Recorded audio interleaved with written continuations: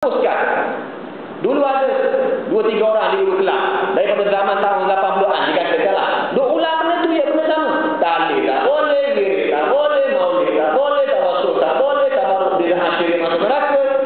Dia ulang daripada zaman 1980 sampai sekarang. Sebab puak-puak ni bila masuk nak menghapuskan amalan. Kalau boleh, lepas assalamualaikum balik kampung. Macam tu. Tak ada suasana ibadah dalam masjid. Jahat puak-puak ni tuan-tuan.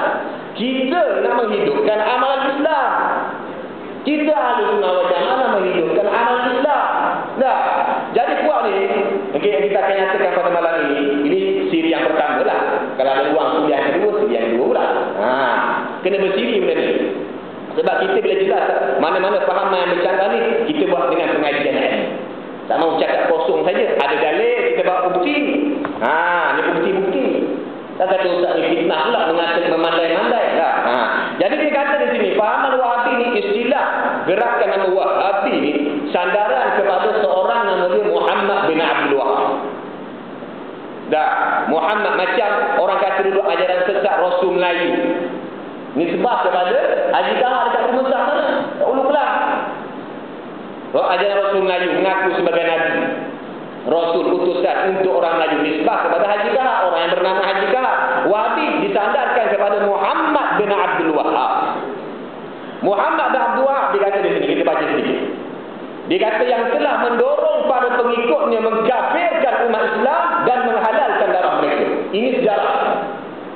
Daripada zaman kemunculan pengajar Wahabi, dia ada pengikut.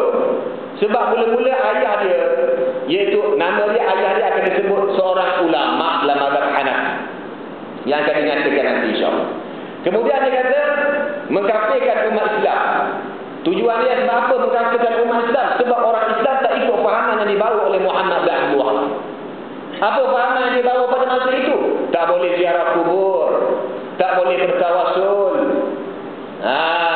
Bagi dia sebab sudah ada kemunculan khurafat, orang memuja kubur, dakwaan waktu saja, dakwaan dia saja, padahal tak ada pun. Dia tak faham. Pergi ziarah kubur bagi dia khurafat. Kita Ahlussunnah wal Jamaah harus tak wajib nak ziarah. Ziarah tak nak, tak ada lagi masalah. Tapi yang masalahnya bila engkau mengukur benda tu tak boleh. Orang yang buat benda tu masuk neraka, itu masalah. Dia tak dapat tahap wajib. Macam kita orang Melayu, cara khususnya, tiap-tiap malam Jumaat baca Yasin. Puak-puak tu marah, puak-puak Wahabi macamlah dia mewajib. Puak-puak ni macam mewajibkan baca Yasin malam Jumaat. Kita tak mewajibkan, benda tu baik. Dah, nak buat tak nak buat. Nak baca surah Kahfi ke surah apa ke. Tapi baca Yasin pun bagus. Dah, tu tuan-tuan. Jadi puak-puak ni pengikut dia, bila setiap yang tidak mengikut fahaman yang dibawa oleh imam dia, itu Muhammad bin Abdul Wahab, dihukum sebagai kafir. Kafir ni bukan Islam. Bukan kerana kafir tuan-tuan. Dia kata apa? Dan menghalalkan darah mereka. Halal darah ni makna boleh bunuh. Tu bahaya orang dahulu. Bila sebut halal darah je boleh bunuh. Dah. Bahaya puan-puan. Kemudian dia kata saudara kandungnya. Dia ada saudara kandungnya. Ada ulama kata abang dia, ada ulama kata adik dia. Yang mesti adik beradik dia lah.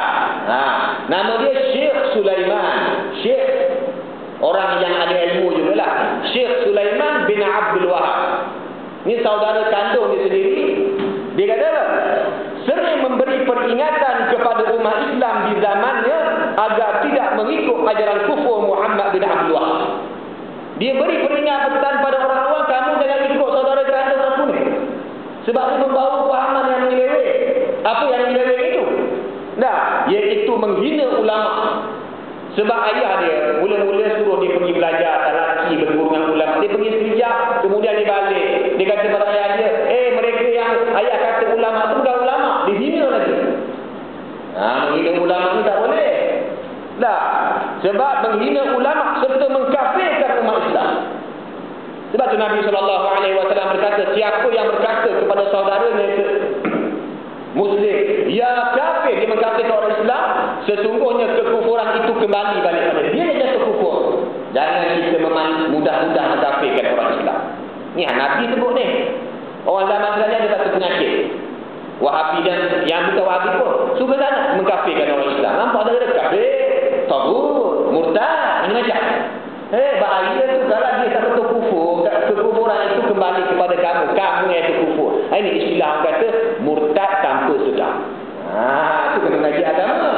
kerana lidah badan masuk neraka.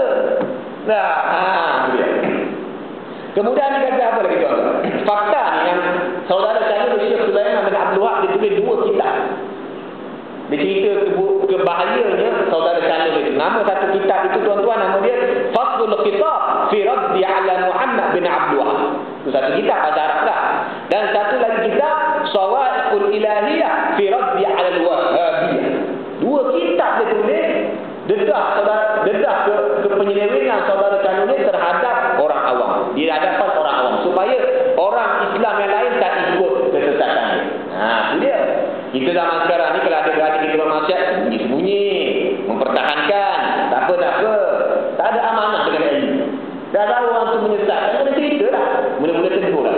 Dah. Kalau dia tak nak ikut, kita kena memberi peringatan kepada orang lain supaya berhati-hati. Dah. Kemudian dia kata apa lagi tuan-tuan? Bapanya juga yang bernama Abdul Wahab. Ni ayah dia.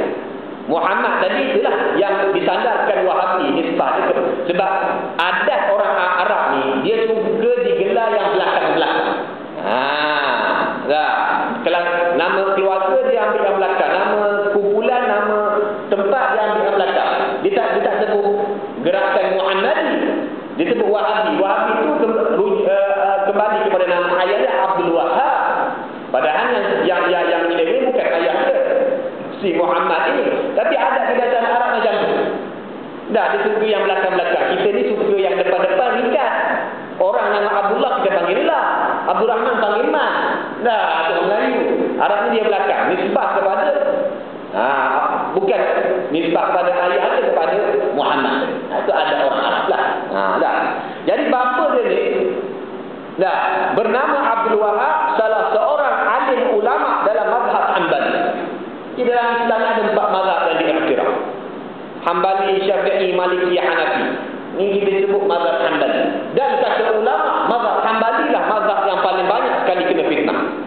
Makna dia kebanyakan golongan sesat itu yang menyamakan Allah Ta'ala dengan makhluk. Dia kata Allah ni di atas langit, di atas arasy, ada anggota, ada tangan, ada muka, ada kaki, ada semua sekali. Macam manusia, nama dia golongan musyabihah. Tapi dia sandarkan kepada mazhab Hanbali. Dia kata, aku ni Hanbali. Dan juga ada yang sesat yang mengharamkan amalan-amalan orang Islam. Orang pergi ziarah, pergi kubur, tanam jenazah, talqin, dia kata bid'ah, syirik. Kami mazhab Hanbali. Padahal tak ada pun mazhab Hanbali tak kata macam tu. Orang wirid puas-puas iman lepas sembahyang, puas-puas wirid dah. Lepas tu doa secara puas-puas. Lepas tu dia haram. Haram bid'ah. Kami mazhab Hanbali. Kata ulama, mazhab Hanbali paling banyak sekali kena fitnah. Sebab puas-puas sesat ni daripada dulu lagi disandarkan kepada Hanbali. Dah. Itu dia. Ayah dia ni yang benar lah. Dia ni ulama alim dalam mazhab Hanbali. Dah. Dia kata apa? Turut memarahi anak dia tadi. Ayah tu marah pada anak. Sebab apa? Anak dia degil. Keras kepala Muhammad ni. Nama bagus memang nama dia Nabi Muhammad, tapi pegangan dia bercanggah dengan apa yang dibawa oleh Rasulullah SAW. Salah seorang alim ulama dalam mazhab Hanbali turut memarahi anaknya, iaitu Muhammad bin Abdul Wahab, kerana enggan mempelajari ilmu agama mengikut cara ulama yang terdahulu. Ayah dia suruh pergi belajar, dia tak mahu. Dia rasa dia alim. Itu penyakit bapa Wahabi, dia rasa dia alim. Nampak ada sedikit 2-3 apa, ada sikit benda rasa alim. Itu pokok pengikut Wahabi perangai dia macam tu. Sebab pengasas dia macam tu, pengikut dia sampai sekarang pun macam tu. Menurun orang kata. Itu dia. Kemudian dia kata apa? Beliau mengatakan, ayah dia tadi Abdul Wahab mengatakan kepada para ulama, kamu semua akan melihat keburukan yang dibawa oleh Muhammad bin Abdul Wahab. Dia cerita pada orang awam ni, anak aku ni akan buat kejahatan suatu hari nanti. Tuan-tuan tahu dalam kitab apa ni? Dia kata apa? Sila lihat kitab As-Su'ubul Wabilah ala Dhara'il Hanabilah. Ini dia kitab dia. Depan saya ni. As-Su'ubul Wabilah ala Dhara'il Hanabilah. Ini salah seorang karangan ulama mazhab Hanbali. Dia ni lahir selepas kematian Muhammad bin Abdul Wahab 70 tahun. Lepas pada tu dia lahir. Muncul. Dia ini dikenali sebagai Imam Ibn Humaid Al-Majdi Al-Hanbali, mufti mazhab Hanbali di Mekah Al-Mukarramah di zaman ini. Nama dia Imam Ibn Humaid, ulama alim dalam mazhab Hanbali.